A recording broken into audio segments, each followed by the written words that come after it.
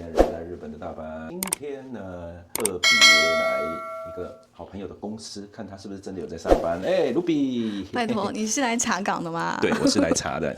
对，现在是上班时间，刚好我还在办公室。如果您也想来一场与众不同的旅程，邀请您安排一场富士山的露营。除了可以陶冶一下身心灵，还有令人羡慕的打卡拍照点。有兴趣的朋友参考第一则留言哦。我还好，我这临时跑过来，你还在公司没有偷懒。所以你是代表我们屋主过来去查岗的吗？看有没有认我是来真工作？借厕所的。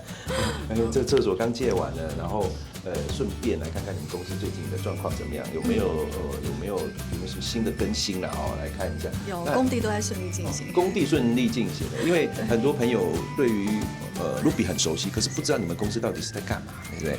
哦，这是你们公司的招牌啊，然后这边。哦，牌照的部分也有啊。办公区是什么？办公区是在办公区可以看吗？可以看一下。哦，我们有一个很非常漂亮的几个小姐姐，小姐姐都没有男朋友哦。你是在做什么？没有，我有个屋主说让我给他介绍一个漂亮的所以你还兼当媒人婆是不是？主要是监工啦。哦，这就是我们工地大概的状况。哦，还有排一些 schedule。那竣工时你还顺便确认一下，对不对？确认，然后每天都要盯下来。那现在，因为我们有很多工地，我们有些同事都在工地上，所以在办公室的人没有特别多。哦，然后那一间是厕所，就是我常常来这里借的地方，对，就是常来这边借厕所。那边有会议室，也可以去会议室。会议室在这里，对。然后快要过圣诞节了，我们这边都有一个小小的圣诞树，圣诞树在这里。哦，圣诞树在这里。对，你看很可爱。那个好像可以跟你的腿差不多，也是60公分是吧？我真的不要跟你拍了啦，明明人家比例那么好。哦，比例这么好，好。那这边就是公司的一些这些都有证照啊什么的，很齐全。哦，刚刚看到的是我们1级建筑的牌照，那其实今年我们有拿到特级建造的牌照。特级有什么不一样啊？我们可以盖塔楼啊，要盖塔楼是要特级的。哦，所以之前我们盖曼雄、盖公寓，然后盖透天，然后现在是可以塔楼，盖塔楼了，我好期待哦。所以如果未来就是集资来盖塔楼也可以哦。我们一起集资来盖一栋塔楼来卖，这样好像不错哎。是。您是不是也想在日本拥有一间属于自己的房呢？想度假的时候就可以住自己的房子，但又不想闲置在那边缴交高额的管理费以及修缮激励金。这时候您可以考虑日本联谊户建，委托给民宿公司来管理。平时闲置的时候可以赚取租金报酬，来日本度假时又可以住自己的房子，未来退休时又可以拿回来自己使用，超适合我们的。欢迎一起来日本大赚观光财，有需要的朋友欢迎参考第一则留言。那我们今天就是特别来到了大阪，然后来看一下 Ruby 他们公司，因为好像很多网友在下面会有一些留言呢，这些留言也不知道是故意不知道，或者是怎么样，你在下面留言会说，Ruby 他们公司是不是真实存在啊？或者是这些是不是有一些做一些违法的事情，或者是 Ruby 这个人是不是公司有没有存在是一个，还有人甚至讲说你是不是真实的人，是不是 AI？ 是不是 AI？在台湾有没有什么合法的身份在那里居住，然后或者是说有没有违法去工作，或者是拿观光签证进去，然后做违法的工作。也是有人曾经有位博主，有问过我，不是问过我，是在攻击吗？我也是觉得很奇怪，攻击这个的意义是什么？就是说他们的业绩被你抢走，是吗？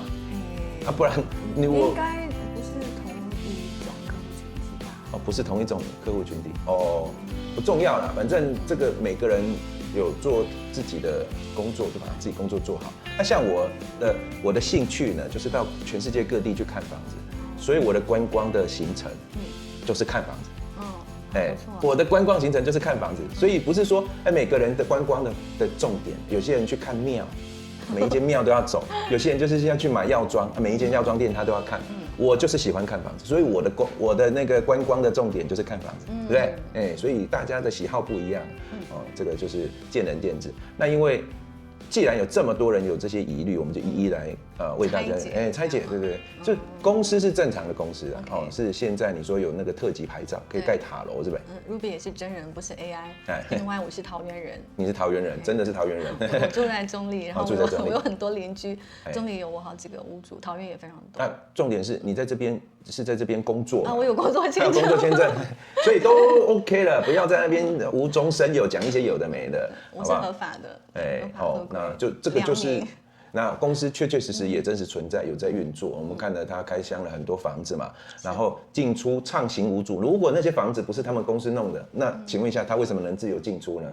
有哪一个人有办法自由进出这么多房子？你跟我讲。其实还有很多房子我都没有去过，因为房子实在太多。太多。不用钥匙哦，都是直接按密码就直接进去了。那中介去外面没有钥匙，不然的话我可能要拿这么一大把。没有，我跟你讲，中介他们都把钥匙挂在那个房子外面，那一种是中介。我很想要一串的那种。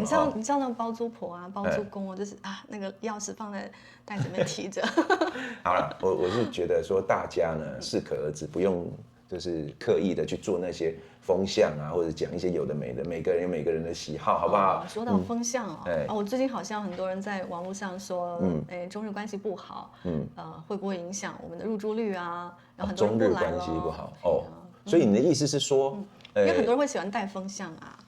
确实，中国观光客可能真的有减少，但是中国观光客减少，对于你们公司民宿经营，我相信多多少少会有一些影响，因为旅宿业嘛，旅宿业就是观光客如果有减少，那就是旅宿业就会受到影响。但是我先讲我自己体感，我每次要来大阪，我都请Ruby帮我订房间嘛。我就觉得现在住那个民宿比较大间，而且有洗衣机，我现在都是背一个背包就来，所以我没有带太多的衣服，所以一定要洗衣机，要洗脱烘的那一种。那我住了民宿以后，每一次请Ruby订，每一次没有一次这么容易轻易就订到。我这一次来，我换了3次房间呢。第一，为什么换3次？就是因为我没办法整个从头第一天到最后一天都同一间房间，他就是这一组客人跟下一组客人中间可能有两天的时间，让我可以我先住这里住2天，再去那边住1天，再来这里住3天。我现在就变成是这个样子，你知道吗？不好意思，你下次再要提前2个月跟我讲，就是要提前订所以我的体感提前1个月都比较困难一点。我的体感就是真的蛮满的但是。实际上还是要从数据上面看起。这你们公司看起来数据上面稍微分析一下数据好，因为其实我很爱看数据。因为数据不会说谎嘛。那大家知道数据如果是假的就会说谎对，但是这个数据我是口说无凭，我教大家去看。因为我们公司做民宿其实是2019年开始的，今年已经是第8年嘛。那大家知道民宿最大的订房网站平台是 Airbnb。对，那本来就是欧美的国家使用的频次非常高，很多人都会在这个平台去订。因为现在讲到中日关系，中国客减少的影响，那我只能从这个平台再说起。对，大家可以去看，就是上面有13000多则来自全球各个城市国家的，住过就是我们房间的客人的留言，你可以去看它下面会有说这则讯息是来自什么国家。我现在马上看。对，然后但其实因为我们其实欧美客占比就是大概是75%，还有一些像东南亚的大概占比是10%几，只有一小部分的中国客人大概占比10%左右，都还不到。为什么呢？因为我们是在 Airbnb 平台起家，那中国大陆它其实订房的网站最大的叫携程，那携程是推饭店的，它其实民宿比较少，那我们是在2014年的上半年才入驻了携程，那我在中国大陆订房的这个网站入驻的时间本来就比较短，那它就没有那么多，所以你的意思说，你们的中国客陆客是没有那么深耕的，比较少了。我们在欧美国家就是也做了非常多的广告推广，所以我们知名度很高，然后我们评价也非常不错。大家可以就是加入点击他的官方账号，这边扫下 QR code 加入他的官方账号，可以点击他就是左下角有一个大阪民宿跟和牛预定，然后把它点下去以后，往最右边滑，他们有一个他这个民宿的部分，把它点进去。就是它的 Airbnb 的页面，目前已经有13209则的评论不是每一个住的都会去评论，但是评论的居然已经有13000多，这我是第一次看到有这么多的那个。你可以点开看，点开是来自什么国家你看今天又有人评论，每天都有人评论了每天都有人评论，那有来自就是中国也有，第一则就是中国啦，第一则中国，那就代表中国人也有来住嘛，不是说都没来了。再来就是加拿大蛮多，法国，然后墨西哥啦，澳洲也很多，日本人，然后那个加拿大人，还有曼谷泰国，奥斯汀就德州，就美国。然后这个写繁体中文的应该是台湾、香港或者是新加坡、马来西亚那边有些也是写繁体中文。爱丁堡英国的奥勒冈就是美国，这个都有显示翻译，法国啦、加拿大、墨西哥，大家可以自己去看我真没办法一个一个念出来了。念出来的，其实中国大陆客人只有一个。可能不止一个2-3个啦，但是不是占大部分的比例，很少，非常少。但是说到影响，一定是对旅宿业会有一些。但是这次冲击比较大的其实是饭店，因为大部分退团客对，大部分退机票、退行程的都是观光客的，就团客。那我们民宿本来就是接待就是散客、自由行的，所以这部分真的对我们没有什么，几乎没有什么影响，没有太大的影响没有什么改变的哈。这是最近的新闻，就是中日之间的关系。我们不讲政治，这个其实跟我们没有什么太大的关系。但是我们就讲在民宿的经营上面、营运上面有没有受到影响。再来第二个就是10月中，我们大阪世博会结束了。是今年为什么有这么多人来到大阪？就是因为大阪的世界博览会造成应该。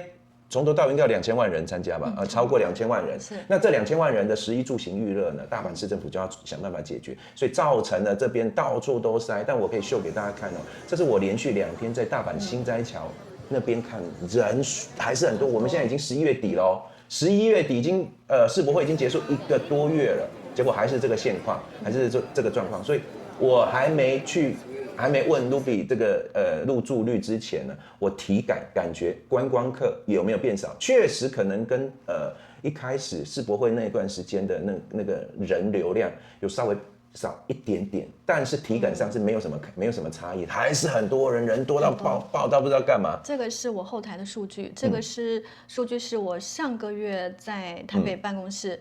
开分享会的时候，我有秀过，是那个时候的截图，应该是我是几号？11月几号？我不知道了。11月初，反正就是之前在上个月应该是截止到，就是有网友来10月31号的订单，大家可以看你看我的10月份几乎是满的，这可以看到，橘色部分就是被订掉了。那当时的11和12月已经，11月几乎订满了。因为你讲这些数据，很多人会觉得那是假的。但是这是后台的数据。后台数据我不知道那个到底有没有做啊。但是你就自己来，心斋桥、道顿崛这些地方，难波啦，或者是去那个乌梅达那个什么梅田，你去看一下那里多少人，多到你都觉得哇，那这些人如果都是我的房客，该有多好。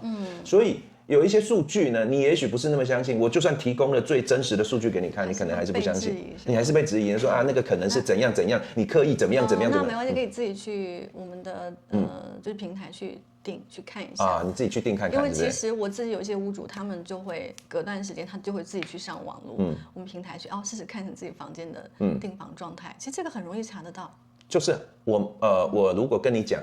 这个非常热门，怎么样？可是你是很容易去踢馆的，是这意思，就是很容易去察觉说我在唬烂大家。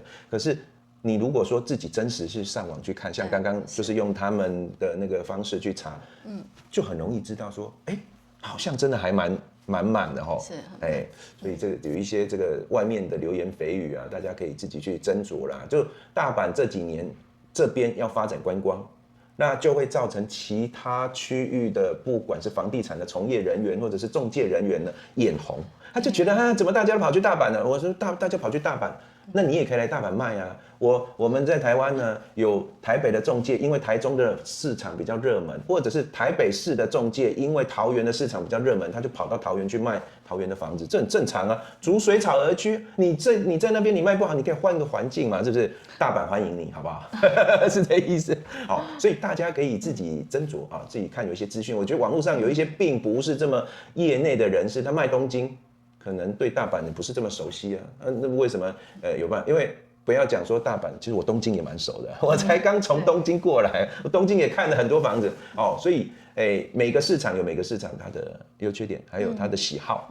像 Ruby 就特别喜欢大阪是吗？为什么？对，我喜欢大阪，因为大阪人相对来说比较热情，就是更加的，也不能讲奔放吧，就是没有那种边界，没有那么强的边界感。因为东京我也待了一段时间，或者说我小时候跟我的家人，他的先生，我姑姑的先生就是东京人。小时候我们是住在一起的，就即便是亲人呢，感觉还是不一样。但是到了大阪，后来我也认识很多就是大阪本地的朋友，真的是比较热情。大阪人比较像台湾人比较好相处啦，这个意思啦，是不是？OK， 好。它的价格也都比较差太多了，大阪跟东京的价格真的差太多了。如果有兴趣也可以问一下 Ruby 啦哦，这边有他 QR code， 直接扫他 QR code， 直接问他一些资讯。那如果你是想要多了解大阪这边的这种像民宿的经营管理，还有一些现在有什么物件可以了解的，可以买的哈，也可以问一下 Ruby， 扫他 QR code， 或者是想要直接到大阪这边来看房子，也可以请 Ruby 帮你安排。想了解日本房地产的一些资讯，也可以加入我们的屋主群，里面很多屋主，1000多个屋主在里面跟大家一起讨论哦。那我们今天感谢 Ruby 的分享，谢谢，我们期待有更多人来一起支持真心话。我们下次见了，拜拜。